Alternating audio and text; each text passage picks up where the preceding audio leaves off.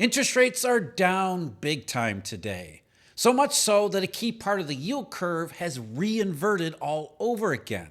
And we'll go over what that means, but essentially, the growth scare is back. Now, it actually didn't go anywhere. All that happened was Jay Powell told everyone the economy stabilized when it never really did. The economy only appeared to stabilize late last year. That got people excited, and it put the Fed back into its preferred inflation bias. But as I pointed out repeatedly, it was all artificial. There was no sustainable basis for it to continue. Eventually, the economy would have to pay back all that demand, which got pulled forward into late 2024. And the more and more the evidence shows, that payback is now. The rug is being yanked from under the stable economy narrative, and just today, the Conference Board became the latest to show consumer confidence has utterly plunged. Their index fell by the most in any single month since August of 2021.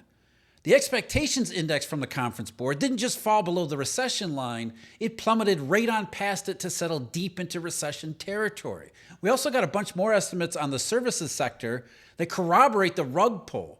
And these estimates come from the Federal Reserve's own branches. Deteriorating services is a big reason why the so-called growth scare, it's impacting bonds, interest rates, commodities are getting crushed, especially gasoline. Even stocks are paying attention to all this now. In a lot of ways, this is just like last summer. The data was worsening, markets were on alert, and eventually, Mr. Powell and his cronies were forced to confront it with sharply lower interest rates. This is what is starting to emerge from the market all over again. It's the reason why the 2-year Treasury is at its lowest yield since October. And the 3-month 10-year spread has now re-inverted all over again. The growth scare is back because, as gasoline warned us all winter, it never really left. So with interest rates down sharply, continuing the process that has been going on since the middle of January, with interest rates down more sharply since last Friday after the S&P Global PMI, especially for services, fell below 50, more and more the evidence is showing it's not just a growth scare. We're going back to where we left off last summer after the artificial stuff clears itself out. So you've got the 10-year U.S. Treasury down at 4.29% as of the last check before I started recording here, which is its lowest since December 11th. The 2-year fell to 4.08%, which is the lowest yield for that since October 24th last year. So that's breaking out of its recent range, which is that since the 2-year is a key important part of the yield curve, that tells us a lot about the seriousness and the gravity of the situation that's developing.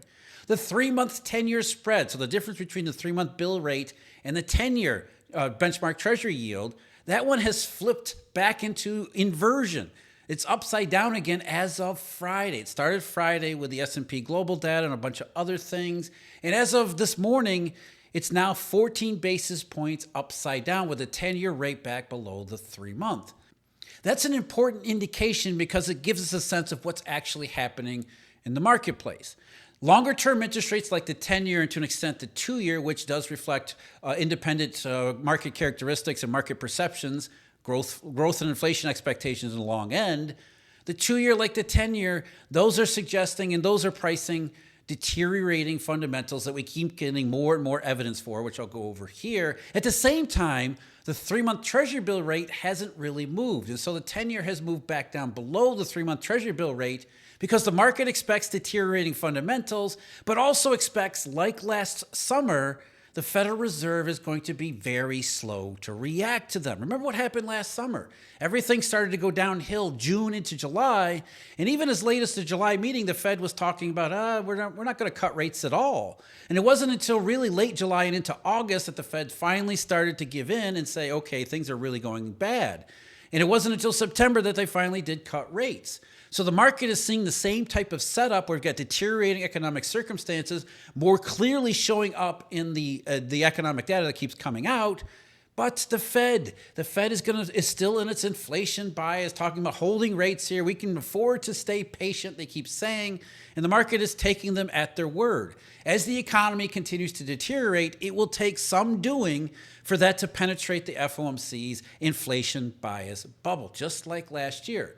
But the market is also pricing that when it does, there are going to be more rate cuts. Before we get back to the rest of today's video, I want to tell you about today's video sponsor. I've been doing this for quite some time, and I've been approached by sponsors before, and I've turned all of them down, because I'm not interested in selling just random stuff here on the channel. But today's video sponsor, Monetary Metals, not just some random company. I know Monetary Metals, I know Keith Weiner. I've appeared on their podcast a bunch of times before. In fact, there's a conversation that Keith and I had last year that's sitting in the Eurodollar University member site as we speak. So if you're all interested in precious metals, you need to check out what Monetary Metals is up to.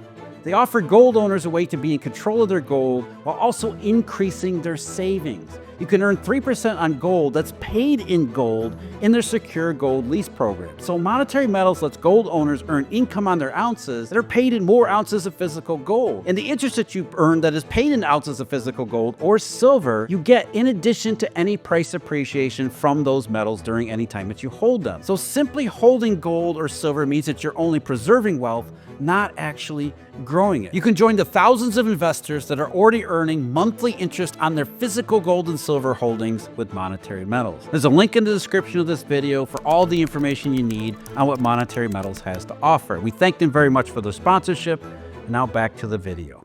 Basically, the market, this re-inversion of 3-month 10-year spread is the market saying the FOMC is literally behind the curve yet again. And we see this in other markets too, like term SOFR futures. Term SOFR futures have been largely sideways, which is related to perceptions about where the Federal Reserve will have interest rates at the end of this year. And so the December 2025 contract has been basically steady around 96, which indicates, back of the envelope math here, forward interest rates around 4%. But as the FOMC has talked about, holding interest rates, the market hasn't really moved that much. In fact, the December 2025 contract has traded in a very narrow range. And more recently, as interest rates started to roll over and go down, there hasn't been a whole lot of buying interest in the term SOFR futures contracts, at least at this part of the curve, because of what I just said. This is basically pricing how the Fed will be slow to react to the deterioration in the real economy. And as the deterioration increases and becomes more evident and more obvious, what we'll see is that these term SOFR futures contracts will be bid further and further. And once they, like the 2-year Treasury, the cash Treasury yield, starts to break out of its recent range, that's when you know things are getting to be too difficult to ignore. That's when the downside of the economy is too much that even the FOMC will have to forget about tariffs, forget about the inflation impacts that they think about CPIs, and start going back to where they were in September, talking about and acting on lower interest rates. It's even showing up in the mainstream media. Here's what Bloomberg wrote this morning.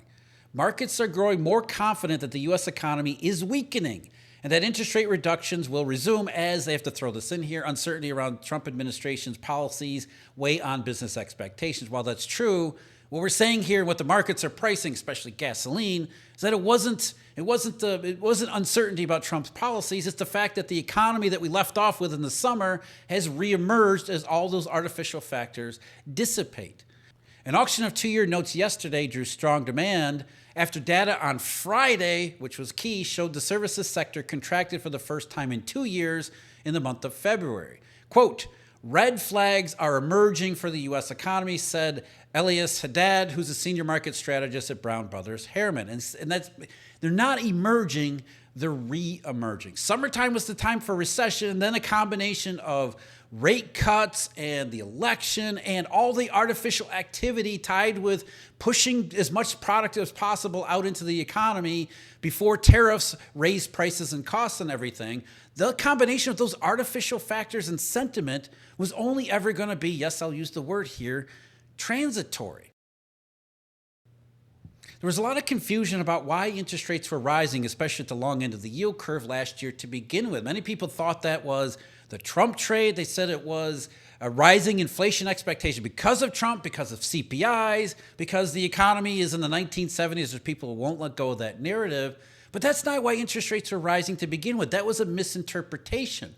Understanding what the interest rate market was saying, and not just nominal treasuries, but also around the rest of the world, government bonds, as well as derivatives, the dollar's behavior, the entire monetary marketplace was saying nothing really changed, nothing meaningfully had changed during the year. So the interest rates were rising at the end of last year from the middle of September forward, Because number one, historically, this is what happens when central banks, the Federal Reserve in particular, cuts rates. I know it sounds counterintuitive, but long-term rates go down sharply, seeing that demand, the economy overall is weakening. And then central banks eventually realize that that's the case, and then they respond to it by the only tool that they have, which is lowering short-term interest rates. And it seems paradoxical that interest rates, long-term interest rates, rise at that point, but it's, after rates are already going down, the weakness already happening, parts of the marketplace are willing to see, just sit back and see how everything progresses once the Fed starts cutting rates. Some of the bulls take some money off the table and step to the sidelines to confirm whether or not their ideas about the economy are actually taking place. So in addition to the historical pattern, you also had uncertainty over the future path of short-term interest rates, which was created, uncertainty by the Federal Reserve itself. The idea of Fed regret, how they see the economy, or they saw the economy that seemed to be stabilizing, then rising threats as CPIs accelerated. They didn't know what to make about tariff policies. They keep talking about uncertainty themselves. Suddenly, that uncertainty about the future path of short-term interest rates, that pushed interest rates at the long end higher as well. And then we had another factor that was actually the opposite of rising inflation. That was the deflationary breakout and outbreak starting in late November, December into the middle of January. We saw a very sharp dollar shortage situation develop. Got lots of data and confirmation on it, including starting with the US dollar exchange value. We also saw some other indications where foreign reserve managers were likely selling their U.S. treasuries in a way that they do during these dollar shortage situations, like March of 2020, not to that extent, but also October 2008.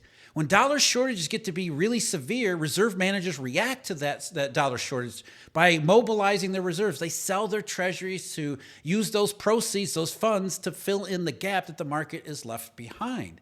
So when they sell treasuries, even in March of 2020, despite what you would think would be a flight to safety, in March of 2020, like October of 2008, and again in December of 2024, interest rates rise because there's an overwhelming amount of treasury selling because of dollar shortage conditions. So these are not inflationary expectations. That's not why interest rates were rising last year. It wasn't the market rethinking the fundamental propositions that pushed interest rates lower. It was a combination of all these other factors that led to a misinterpretation of what was happening on the yield curve. And through it all, some markets like gasoline, I keep pointing out gasoline. I've been pointing out gasoline because that was one that was specifically related to conditions in the U.S. economy. Gasoline prices that refused to go up like they always do in wintertime. The fact that they were staying low this entire time was a critical signal that nothing had actually changed. Nothing meaningfully had changed in the economy. Demand was still weak, and it was priced to get even weaker. It was basically a warning not to buy the inflationary narrative or the stabilizing economy narrative. And as of today, gasoline prices are back down under $2 per gallon wholesale at the CME, $1.97. So here we are at the end of February with gasoline back under $2 per gallon. That's not weakness emerging from the economy. That's weakness that has been there the entire time, covered up by all these other artificial factors. And that weakness is starting to be reestablished in more evident and obvious ways. Oil prices are down big today too. That's $68.77 per barrel WTI at last check. Like the Treasury market, that's the lowest oil price since December 10th. So what all these markets are saying is that fundamentally we're back to where we were last summer after all the artificial stuff is out of the way, but the re-inversion of the yield curve at the 3-month 10-year and some of the flattening spreads along with it, what they're saying is that, yes, the fundamentals are shifting in this direction yet again, but it's going to take some time before Jay Powell and the FOMC recognize these signals and then consider them to be serious enough that they will eventually react to them in the way they react to all of these, including last summer, which is to lower short-term interest rates even more. So while nobody's expecting a lot from rate cuts this year, things are changing dramatically in that respect. The data continues to come in increasingly grim, especially where it comes to confidence. And confidence was one of the key factors that suggested things were looking up at the end of last year. Consumer confidence more than anything, other than maybe small business confidence from the NFIB. And in survey after survey after survey, we're seeing confidence not just roll over from their highs in November and December and some in January, but roll over sharply to the point that they're plunging now in February 2025. The latest to report that was the Conference Board. And the Conference Board is the most optimistic survey that there is for consumer confidence. And this one dropped sharply. In fact, the headline from the press release said, U.S. consumer confidence dropped sharply in February. And the subhead said, pessimism about the future returned. Their index was down 7 points to 98.3, not only 7 points below last month, that missed expectations of a much more modest slowdown to 102.5. And writing about the slump in consumer confidence, the press release said, in February, consumer confidence registered the largest monthly decline since August of 2021. This is the third consecutive month-on-month decline, bringing the index to the bottom of the range, which has prevailed since 2022. So already dangerous territory there. And why is consumer confidence slumping? Because job and income concerns have come back to the forefront as the steady economy narrative disappears. Back to the Conference Board. Views of current labor market conditions weakened. Consumers became pessimistic about future business conditions and less optimistic about future income. We're getting right back to where we left off in the summertime. Pessimism about future employment prospects worsened and reached a 10-month high. In many ways, that's worse than last summer. The expectations index, based on consumer short-term outlook for income, business, and labor market conditions, that one dropped 9.3 points to 72.9.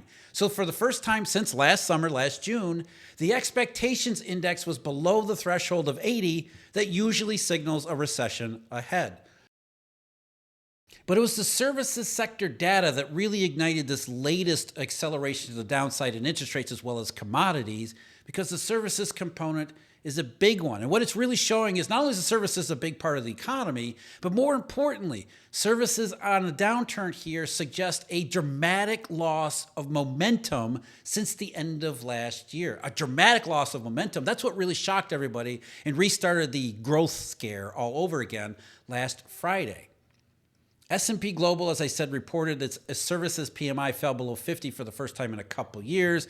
And more importantly, as Steve and I talked about this past weekend, optimism utterly crashed. The quote that Steve pulled out was, optimism about the year ahead has slumped from the near 3-year high seen at the turn of the year in December to one of the gloomiest since the pandemic. So even sentiment among services providers that had been one of the positive aspects of the economy at the end of the year, that one has flipped and plunged and turned all the way around too.